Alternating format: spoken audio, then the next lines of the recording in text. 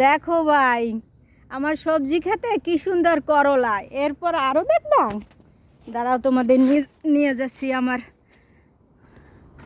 আমার বাগান দেখানে।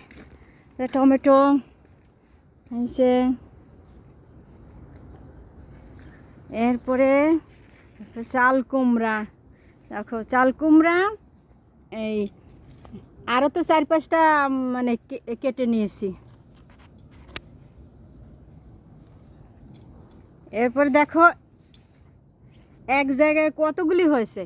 এই যে দেখো ভিতরে, দেখো তোমরা, ও ভাইরে তোমরা একটু দেখো, দেখো আমার সবজি ক্ষেত দেখছ, ওই একটা ওই একটা, তারপর এই যে এই ভিতরে।